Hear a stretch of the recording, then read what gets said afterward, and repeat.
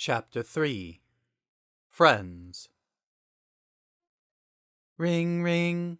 Click. Yeah, hey. This is San speaking. This number belongs to Frisk, right? Okay. You're not saying anything, which I assume means yes. Looks like you somehow convinced me to do something really stupid. Don't know how you pulled it off, but I'm getting in touch like I said I would. I followed up on my old leads and couldn't find anything. Not even the start of something. I'm going to try some different routes on this go-around, so take your time, alright? You'll probably be tempted to rush through this, but setting things up on my end takes a while. Not to mention, I gotta convince Papyrus that I'm doing my actual job. You'll like him, he's nice, but I'm sure you know that already. Anyway, that's it from me. I'll meet you outside the ruins. Looking forward to it. Click. Knock, knock, knock. Frisk's bedroom door opened a crack. Through it peered a single red-gold eye, the color of beaten copper. "My child, are you awake?" A pause. "Oh, well, I suppose that would have woken you up anyway. I apologize for my rudeness." Frisk wasn't in bed.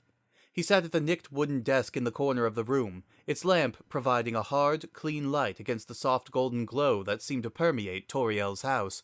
The delicate scritch of his pencil was the only sound in the room. He didn't even know Toriel had come in until her shadow fell over him. She stood over 6 feet tall and frequently joked about her age, but she could still move like a ninja in a library. "What are you doing, child? Drawing another picture?" She peered over his shoulder and saw the neat lines of arithmetic in his notebook. "Oh, your homework. You're such a good boy. Although, should I really call it homework if I'm teaching you at home? That would just make it work." She frowned and scratched at the underside of her muzzle. "That won't do at all. I want your education to be fun. I will think of something better to call it." Frisk nodded, still bent over his work.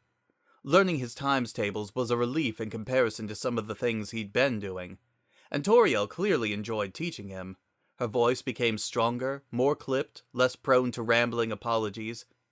They held her lessons at her dining room table, passing ragged textbooks back and forth to each other, Toriel taking down notes for him in her careful, delicate script. Afterwards, she always smiled wider than usual and hummed little tunes that Frisk thought he'd heard before. "In any case, I thought you might like to go for a walk. I was not able to give you the full tour of the ruins when we first met, after all. You must be very curious about this strange place." She cleared her throat and adjusted her glasses. "Of course, if you would rather finish your bedroom fun... No, that's just awful." Frisk carefully set down his pencil in the spine of the notebook, stood up, and offered Toriel his hand. She beamed and held it tight. He'd never spent so much time in the ruins before. He had always lingered a while, the first time because he'd just taken a long fall, and every time after because of what he'd learned and what he knew lay in store. But now he'd gotten several proper nights' sleep and given Toriel a chance to start his schooling, and even brave some of the snail-based cooking. It actually wasn't that bad, provided you focused on the crunchy bits. After dinner, they'd both sit down with books, her in the overstuffed recliner, him cross-legged in front of the fireplace. Toriel's private collection of reading material overwhelmingly favored snail-based trivia, but there were a few decent adventure novels in there as well. And he'd go page by page, occasionally pointing out longer words to her so she could sound them out for him. The golden light never faded. It was difficult to tell day or night. Life in this house was a loop inside of a smaller loop, but this one had a soft bed and a warm hand. The two of them stepped outside. Toriel had to duck slightly to avoid scraping her horns on the doorframe. "I just wanted to thank you for staying so close. I know the ruins must be tempting to explore, but they are more dangerous than they look. The floor in several places is very unstable, and many of the monsters are ill-tempered." He knew every square foot of crumbling ground. He was on friendly terms with every monster in the ruins. The Froggets in particular were actually quite philosophical when you got to know them. He stayed close to home for other reasons. The flashes of yellow at the corner of his eye, the feeling of always being watched, the distant, mocking laughter. The fallen leaves at the foot of Toriel's coal-black tree were crunched down from where he'd often sat on them, idly scraping at the trunk with his stick. The stick was the same one he'd used since he first fell, but all this time, the wood had remained alive and flexible. Maybe it too wanted to put down roots and grow. He promised himself he'd plant it when he didn't need it anymore. The path branched. To the left was the ledge where the crumbling panorama of home lay spread out in the cavern below, the dust of fallen masonry sapping away its color a little more each day. Toriel guided him in the opposite direction. "In truth," she said, "this place can seem very small once you are used to it." She pulled him a little closer, so his cheek brushed against the side of her robe. "But maybe that is not so bad. If you are ever lost or hurt, just call my name. I promise I will hear you." She laughed. "Well, maybe not my name. You can call me whatever you like." He always ended up calling her Mom. It had only been an accident the first time. They walked through the shifting perspective puzzle, past the crumbling pits, around the now defunct spider bake sale. They passed the strangely adhesive cheese table without comment. When they approached cracked ground, Toriel glaived and waved her hand, and the stones knit themselves together, making it safe to walk. She grumbled about the spike path puzzle, saying she'd always intended to shut the thing down for good, or at least file down the spikes. It was completely irresponsible. Someone could get hurt. Eventually, they stepped out of the ruins gate and descended the stairs into the foyer, where Frisk had first looked up at the great entrance and felt the stirring of determination. "While we're here, I suppose we could have another look at the flower patch," said Toriel. "I've been meaning to pick a few more for the house. The ones I have now are beginning to wilt. Come along, my child." She started to walk, then stopped. Frisk hadn't moved. She looked down at him, her smile fading. "Is something wrong? You look very pale." This was a good place, but there was wrongness here. The children's knickknacks were the first he'd noticed. In fact, he'd noticed them the very first time he'd arrived. Broken crayons, mismatched shoes, scarred toys dusty from disuse. They were scattered around the house like relics, in drawers that Toriel never touched, on shelves that were otherwise bare. And then he'd noticed other things. How sometimes, when he was reading in front of the fire, he'd feel her gaze on the back of his neck and see guilt flash in her eyes when he turned around, as if she expected to see another face. The yellow and green shirt he refused to wear. The way she never asked for his name. The bedroom that was always under renovations. He'd snuck in there once after Toriel had dozed off and found it cold and completely bare. He'd been able to hear the sound of his breath echo off the walls. And no matter where he was or how long he stayed, the same thing happened whenever he asked how to leave. It was like pulling a switch. Her expression would shift and harden, she'd hurry to the basement, and then he would find her wreathed in flames until he could barely stand watching her eyes fill with tears. Her regrets hung over her surely as Mount Ebott hung over the entire underground. It didn't take much to send them all crashing down. He pulled his hand free and stood there in the foyer. Toriel began to fidget with the front of her robe. Are you feeling unwell? I am sorry, I should not have taken you this far." He ran forward and held her tight. She made a funny little gasping noise. 2 high points of color became visible through the fur on her cheeks. Then she placed a hand on his back and gently ruffled his hair. "What a strange child," she said, not unkindly. Frisk's grip tightened. "Would you like to go home?" He did, but instead he asked her how to leave. It smelled like pie crust and clean linen. Again. Ring, ring, click. Hey, Frisk, it's Sans. Here we go again, right? Looked over my notes and it turns out one of those new threads might actually pan out. I'll investigate and see where it takes me. And, while I've got you on the line, could you do me a solid and get in touch with Papyrus? I haven't been home lately, and the places I'm going don't exactly have cell phone reception, so I can't answer his calls, neither. You know Pap, he's got a real thick skin, but I think it's starting to upset him a little bit. He was fired up about the whole pasta playdate that you two put on, so another visit might take his mind off things. Well, that's my soft and fuzzy moment for the day. I'm getting back to the grind. Tell my brother I said hi. Click. Frisk had been shanghaied into a friendship adventure. Location? Papyrus's room. Specifically, his burning red race car bed. Guest starring Papyrus's action figures. And this one had the human-to-monster transformation powers, but that part broke. And this one had a button you could push to make her say hurtful things, but that broke too. And this guy had an ugly face and a bad attitude, and he cares a lot about clocks. That's it. That's his entire character. Papyrus sounded incredibly excited by this. They sat side by side on the bed with Papyrus's collection spread around him like a ragtag and badly disorganized army.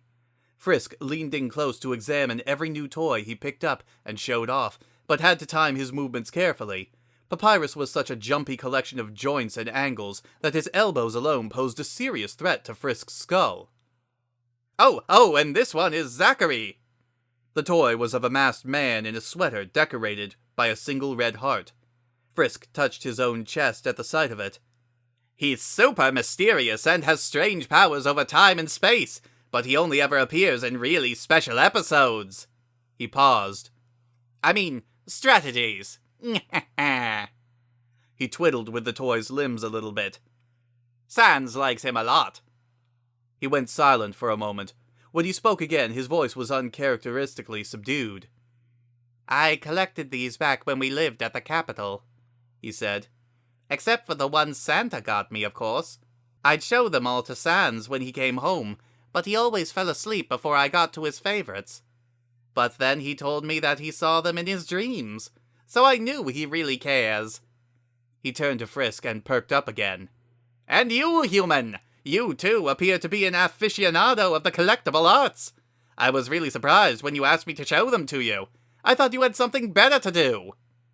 Frisk held up the toy and swiveled its head back and forth. Not really. Well, your timing was impeccable. I was, actually, starting to wonder where Sans had gone. His expression turned sly, which was a terrible emotion to show up on Papyrus's face.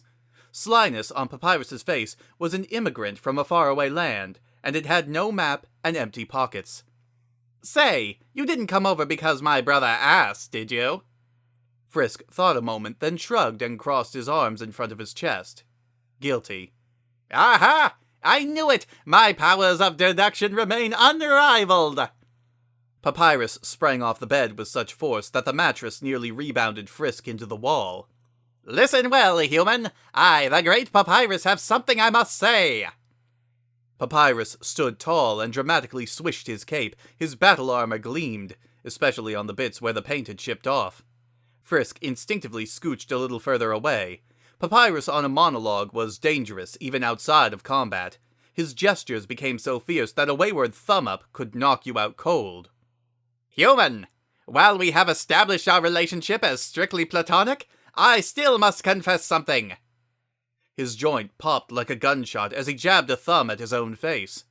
He'd have taken his eye out if he had any. From the very moment I saw you, I had a good feeling, even before I discovered our mutual love of puzzles and pasta. I saw you and thought I would very much like to be this human's friend. And if I feel that way about him, then surely he must feel the same way about me. What a shame that I have to capture you, because that will make a terrible first impression. But in the end, I did not have to capture you, so it all worked out okay. Frisk's ears were starting to ring. Papyrus took a moment to catch his breath. He rubbed his chin, his gloves squeaking against the bone. His eye sockets narrowed. Not only that, he said, but I can tell from your expression. Papyrus's arm scythed through the air. His fingertips stopped a mere inch from Frisk's nose. That you feel the same way, about someone other than myself, of course. Frisk's jaw dropped. He looked away, feeling the blood rise in his cheeks.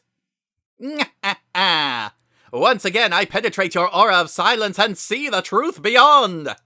He smacked his chest plate. In that case, I hope your pursuit of this special someone is going well. Frisk curled up on the bed. His head gave a little shake. Some of Papyrus's enthusiasm drained from his expression. No? How odd. I can personally vouch for your friend-making abilities, He tapped his skull. Then, I ask you this. Do you think being friends with this person is a good idea? Frisk looked up and nodded, and then nearly fell off the bed as Papyrus's fist swung skyward. Then I am behind you all the way, human, because I know you are a good person, and if you think that doing something is a good idea, then it must be a good thing to do.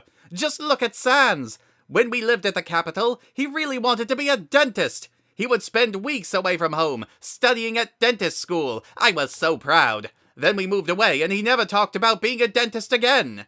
And that was okay, too. As long as it's what he wanted, I was prepared to support him. Just as I will support you, human! Plaster dust sifted down from the hole Papyrus had accidentally punched into the ceiling. And I will fix that later! Frisk sat there a while, his legs dangling over the edge of the bed. Then he walked over to Papyrus and held him tight. It was an awkward hug. The skeleton was a mess of sharp edges, but he put in the effort anyway. Papyrus's whole body stiffened up. Then, little by little, he relaxed. Oh! For a moment I thought you were going to suplex me. Frisk looked up from the vicinity of Papyrus's knees, his expression genuinely bewildered. Well, Undyne taught me that every hug was actually a suplex. She did this by hugging me, and then suplexing me while yelling, "Every hug is actually a suplex!" It wasn't a very fun lesson. He patted Frisk on the back. But this is nice, too. They stood there in the middle of his room, Papyrus's action figures watching silently. I'll have to teach you the proper hugging technique sometime. You sure are lucky to have me around. It smelled like bones and spray-painted plastic. Again. Ring, ring, click. This is Sans, giving my update like I promised. This route I investigated on the last loop got me somewhere. I didn't find the person I'm looking for, but I ran into a few of his representatives, I guess you could say. They weren't very helpful. I don't think he actually wants to meet me. Have to admit I didn't expect that. But I made a promise, right? So his opinion doesn't matter anyway. This route's a dead end. I'm going to have to go back and start from square one. Given how long it takes me just to get my materials together, I don't expect to find anything earth-shattering on this loop. Guess you'll have to save the world a few more times, bucko. So how are you feeling? Getting a little worn down? Hey, maybe you should treat this as a learning experience. Now you have some idea of what you're putting the rest of us through. Sorry, I shouldn't have said that. I'll talk to you later. Click. With every cycle, there were certain constants, events unaffected by circumstance. Toriel always tried to block the exit to the ruins. Papyrus's special attack was always stolen by that nefarious dog. And Undyne's cooking lesson always ended with the house set aflame. Although Frisk wasn't sure if he should count that last one.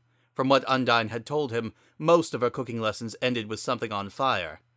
Lots of things Undyne did ended with something on fire.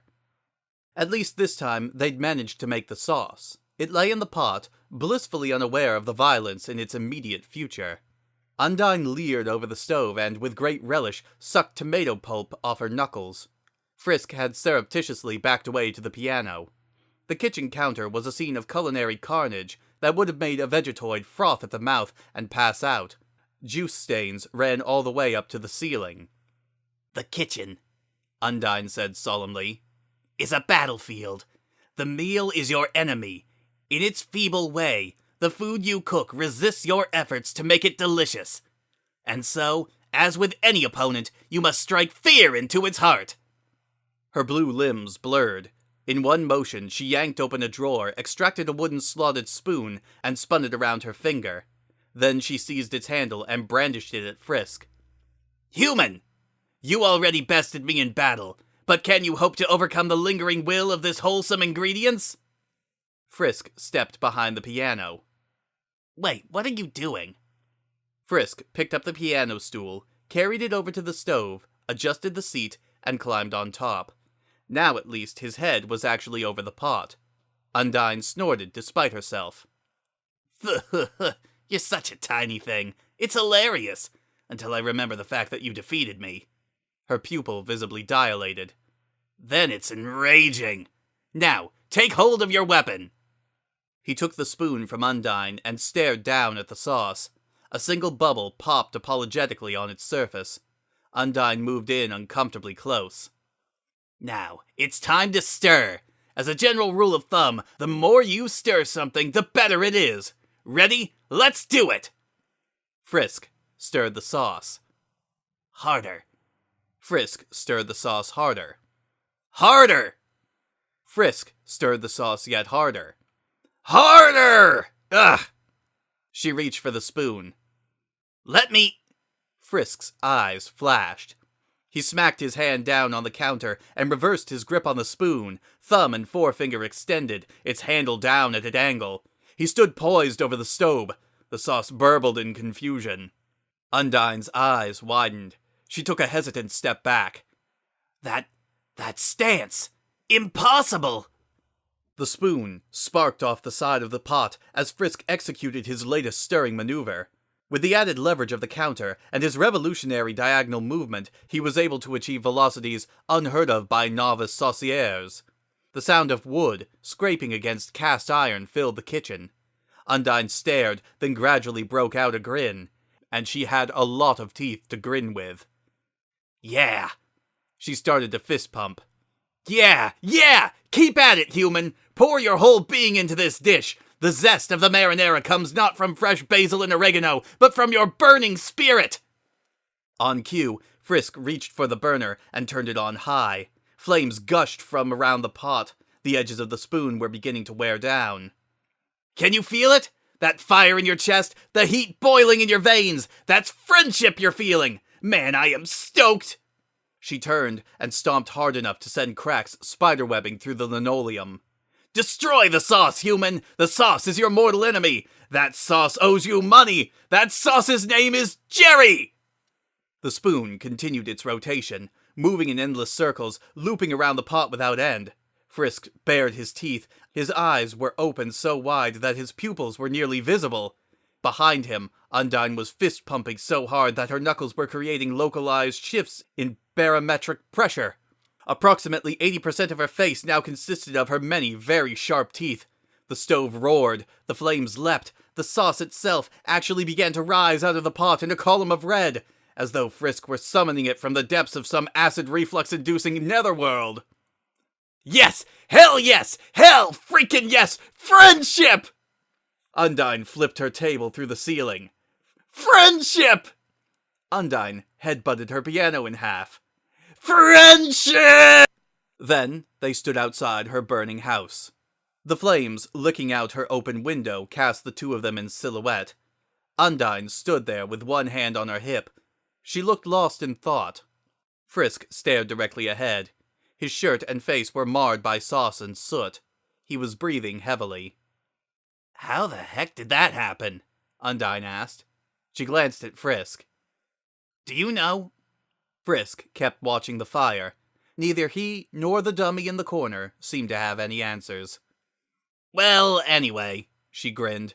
You might be a weenie in combat, but that was some performance. Another couple weeks of this and you might even be ready to tackle Risotto, the slayer of legends. She looked back at her house.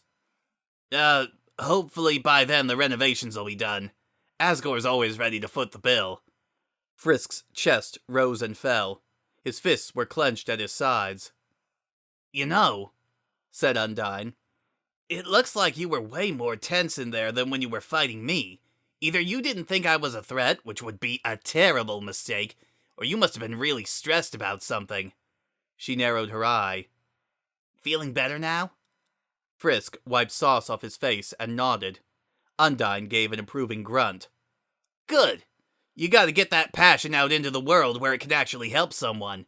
Fight some good fights. Or in your case, go and snuggle something really aggressively, I don't know. She smirked. If you'd prefer, I'm always up for a rematch. And next time, I won't be so nice.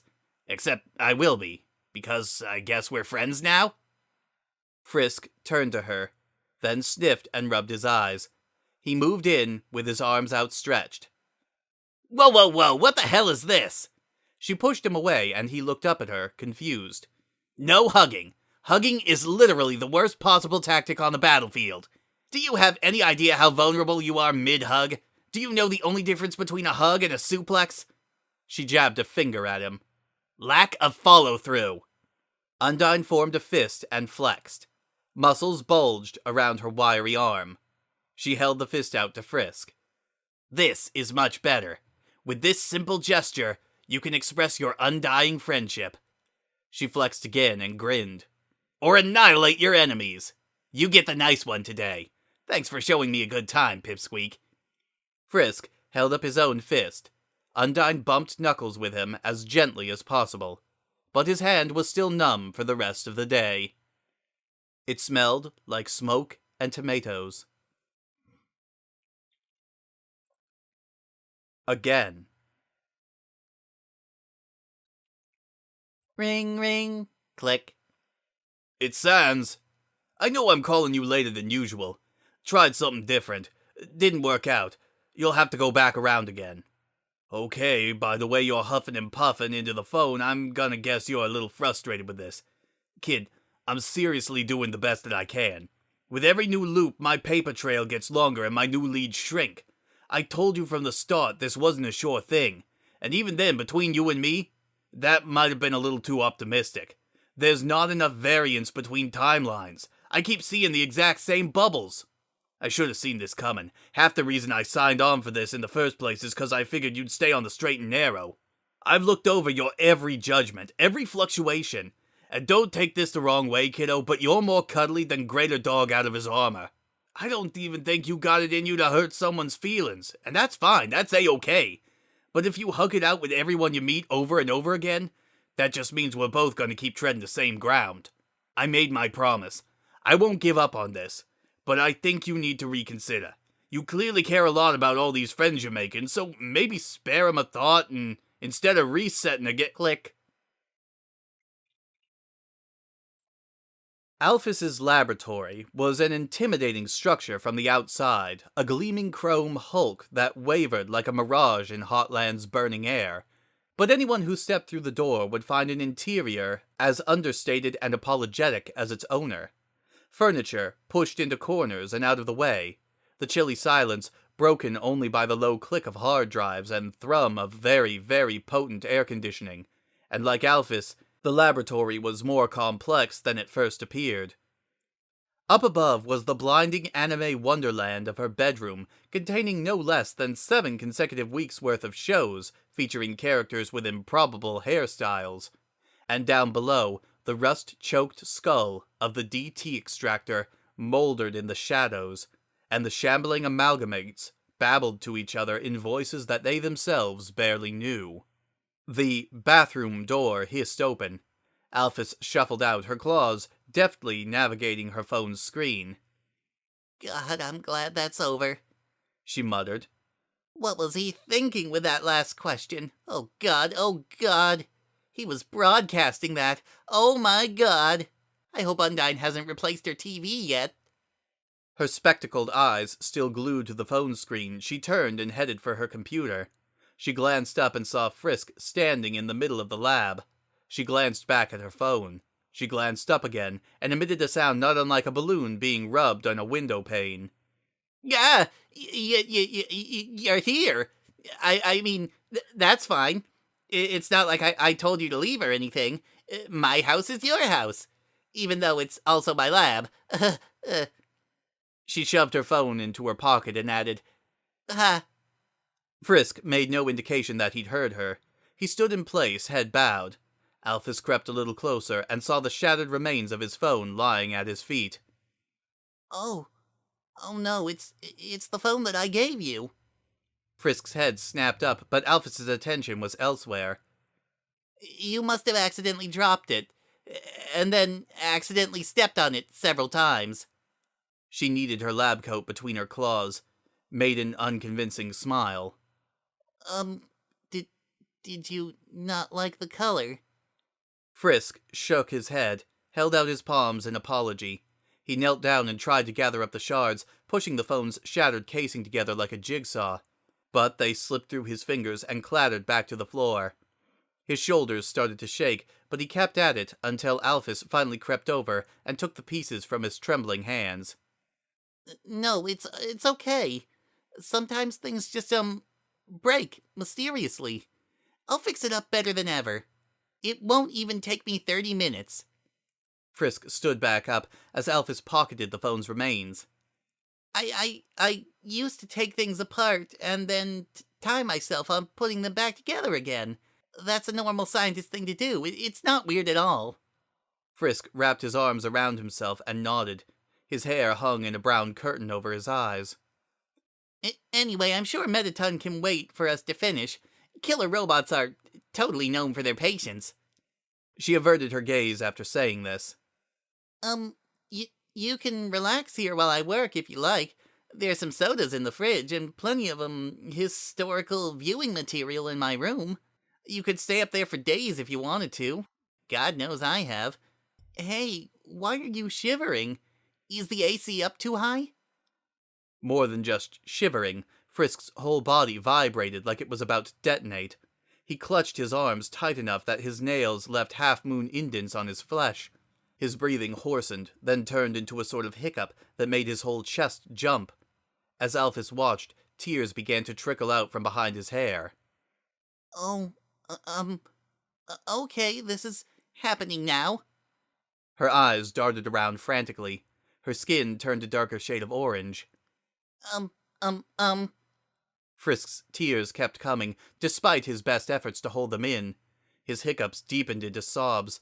He pressed his sleeves over his face, the fabric rapidly starting to darken.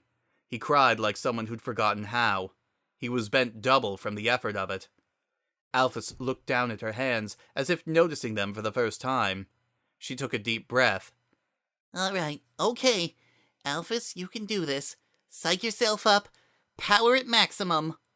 She sidled up to Frisk and held him close. Her arms were stubby, but they still easily encircled his thin frame. There? Frisk went stiff for a moment, and then rested his face against her shoulder and kept sobbing. Alphys could feel the heat of him straight through her scales. She frowned, experimentally rubbing the small of his back. It's all right, she said. Come to think of it, when I was watching your adventure, I thought you looked kind of depressed. It's been really hard on you, huh? She patted his head. Hey, come on. You got me now, right? We'll get through this together. That's what friends are for. A pause. You're crying a lot harder, all of a sudden. I don't know if that means I'm doing a good job or a bad job. Should I let go? Frisk clutched at her and started to wail. His body convulsed in her grip from the force of his sobs. That high, lost sound echoed through the laboratory. Half of Alphys's lab coat had become quite soggy. Alphys gave him another awkward massage and looked at the lab's central monitor. She saw the two of them there, in each other's embrace, tear stains spreading down her sleeves. She saw the guilt in her own expression. She looked away. It's all right, she said again, quieter. We can stay here as long as you need. It smelled like flavor packets and Pocky. Again. Click. Nothing. See you in the next one. Click. The same place, the same thing. There they were again, the two of them. Frisk's head lowered, his face blank. Asriel's smile nowhere to be found. The flowers murmured to each other in the breeze. What did you just say? Asriel asked. Frisk replied, My soul. His voice was wispy as cobweb, feeble from disuse. I thought about what you said. That you need a soul to stay yourself. He touched his chest. Monsters and humans, they can take each other's souls, right? Yes, they can, but that's what you and your friend did. Asriel looked away. I really don't think about him anymore. But it's true, isn't it? Frisk raised his head. If you had mine, you could stay. He had to die first, and Asriel clutched his knees. I'm not even sure if he was really my friend. What about us? Frisk asked. Are we friends? Asriel gave another of his half-smiles. Well, you did save me. No, I didn't. Frisk cupped his hand in front of his chest. Warm light spilled out from between his fingers. Asriel, if you were okay, then I don't think I'd mind. Asriel's eyes went wide. He backed away from the light as though it burned. Frisk, stop it. The light intensified. I said stop it! The shout echoed through the cave. Frisk glanced up in surprise, and the light from his chest sputtered and dimmed. Asriel had moved back to the very edge of the flower patch. His knees drawn up to his chin, he was shaking like a leaf. His rounded, wet eyes were wide with fear. Asriel? I don't want it. I don't! But I'm so tired of other people getting hurt because of me. Asriel unfurled himself by degrees, allowing his legs to splay out once again. He rested his palms on his legs and stared down at the flowers. Please, just let me be. Frisk lowered his head. Sorry, he said. I thought it would help. And I appreciate it. Really, you would have been a really good friend. But it's too late. You should be with the others, Frisk. I don't know how much longer I can hold on. Don't you want to leave? Frisk's question hung in the air, the sound unspooling into the cave above. Asriel reached out, picked one of the flowers, and held it to his chest. He stroked the petals with an outstretched claw. The sunlight streamed down his face, carved dark circles under his eyes. I've made my peace with it, he said. It's better this way. That's not an answer. Then my answer's no, I don't. Asriel let the flower fall and looked up. I won't take your soul. I can't get mine back, and I don't want to be around anyone, knowing what I'll turn into. I can't break their hearts all over again. But it's all right if you don't understand. It's good, actually. You shouldn't have to. His voice became pointed. Why are you still here, Frisk? What are you looking for? Frisk remained still for a long time. For a while, it looked like he'd fallen asleep sitting up. Motes of pollen danced around his head. I don't know, he said at last. A happier ending. For you. For everyone. And you found it. You did the best you could. I can do better. I know I can. Asriel actually laughed at that. You really are determined, huh? No wonder you defeated me so easily. And I tried so hard to look cool, too. Was I cool? Frisk? He scanned Frisk's face, and little by little his smile faded. His eyes widened in horror. Frisk, he said. You didn't. Frisk said nothing. He clasped his hands as if in prayer. How many times? Asriel's voice was hoarse. I stopped counting. A long silence followed. Frisk couldn't bring himself to meet Asriel's gaze. Then he heard Asriel laugh again. Higher, jagged, and when he spoke his voice reminded him of someone else. I was right the first time. You really are an idiot. Frisk heard a quiet hiss and looked to see Asriel's face contorted. His eyes narrowed, his fangs bared in a cruel smirk. Dust trickled from him in glittered ribbons. His fur grew bare, his eyes grew hollow. The flowers drank what remained of him and shuddered with leftover life. And as he continued to dissolve, Frisk saw his skull exposed. Not bone, rust and steel and clots of oil. The silhouette of the DT extractor. He couldn't breathe. In unison, the flowers swiveled toward him and raised their faceless heads.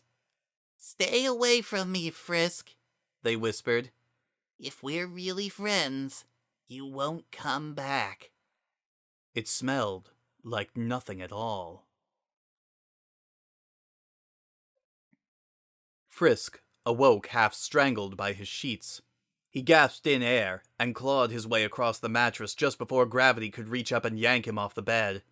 At once, he shoved his hand into his mouth and bit down until he saw stars. Only then was he sure he wasn't still dreaming. He swung his leg over the side of the bed and waited for his heart to stop jackhammering in his chest.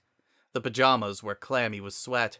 His last meeting with Asriel hadn't ended quite that way, but it hadn't ended well. This bedroom was smaller than the one Toriel had first shown him, but she'd brought as much furniture from the underground as she could carry. Or, to be more truthful, Asgore had carried it all himself, and she'd rapidly grown weary of telling him to stop. There was the toy trunk and the armoire, and the scarred and pitted desk. It was largely bare except for the books that Toriel brought in from the library. He never asked her for anything. The window let in the moonlight that striped the desk and floor like frost. Navigating by that milky sliver, Frisk slid off the bed and padded across the room, and opened the door a crack. In the dark hall beyond, he could hear the soft bleats of Toriel's snoring. That was good. If his thrashing had woke her up, he wasn't sure if he could have thought up a good excuse in time. He closed the door and sat against it, hugging his chest.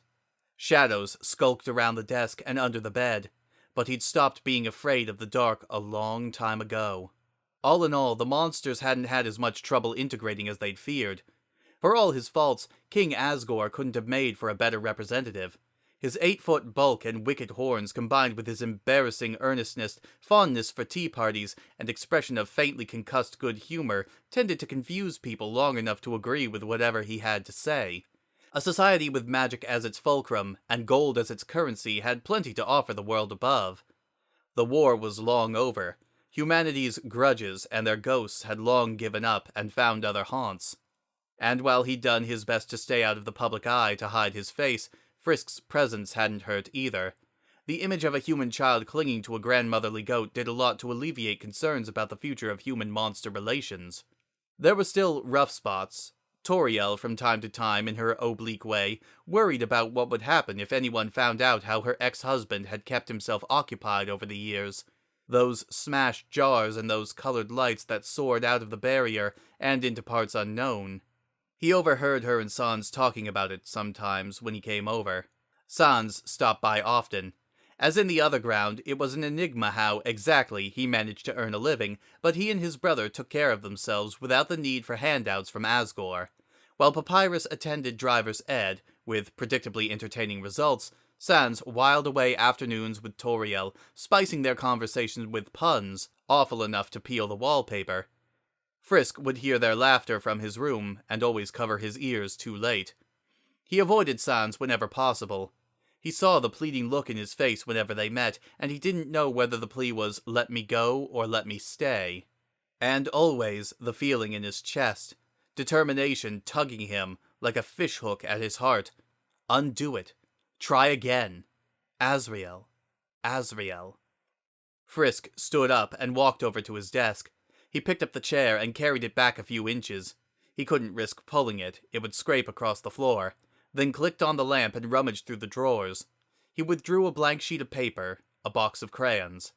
He was trying to save someone who didn't want to be saved, and that was wrong. He was taking all of this away from people. The sunlight, these conversations, all those futures left unlived. For that reason, and that was worse, but he couldn't fit the pieces together. Asriel telling him to leave. Asriel's broken smile. Asriel kneeling among the flowers, waiting for the end to come. He didn't understand. He'd seen his smile reach his eyes exactly once, right after he'd stolen the souls of everyone in the underground. His fingers had flexed, his shoulders had shook with suppressed laughter, and when he turned around, the joy on his face had been real. Right before he'd turned himself into an adult he could never become, and called Frisk by a different name, and tried to destroy him with a barrage of Technicolor shooting stars. Frisk couldn't lie. He had looked cool. At the very least, he'd made a strong first impression. You know, I don't care about this world anymore. He'd started with 2 black half circles at the bottom of the page, then 4 parallel lines going straight up. After I defeat you and gain complete control over the timeline, I just want to reset everything. Then a straight horizontal line and an upside-down U on top. All your progress, everyone's memories, I'll bring them all back to 0. Starlight lines across the center page, diagonal lines jutting out, impossible to draw fingers with crayon. He'd settled for 2 circles instead.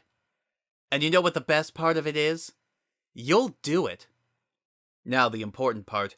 He started with the ears, 2 flappy oblongs trailing down his shoulders, like thick parentheses. That was easier. That was the best place to begin.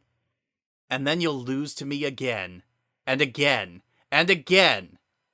The narrow circle joining the ears, the tuft of fur on top of his head. Save the face for last. Save it. Save him. Because you want a happy ending. Because you love your friends. Because you never give up. Water spotted the paper. Frisk rubbed his eyes and kept working. Isn't that delicious? Your determination. The power that let you get this far. 2 black spots for the eyes. Smaller ones for the nostrils. Inverted triangles for the fangs. Remember the way the skin under his eyes had crinkled. How his brow had been heavy with guilt. Just before the giddy rush of his own power had twisted him. That one moment. Bring it back. It's gonna be your downfall. He pulled out the yellow and green crayons and finished before his shaking hands could ruin it any further. He stared at his work. He wasn't very impressed with himself. Frisk got up and stepped over to the window.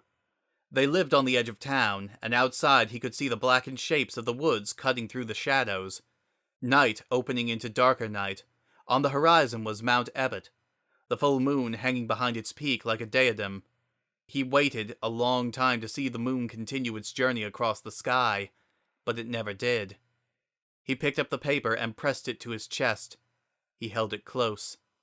It wasn't a very good drawing, but it filled him with determination. Again. To be continued.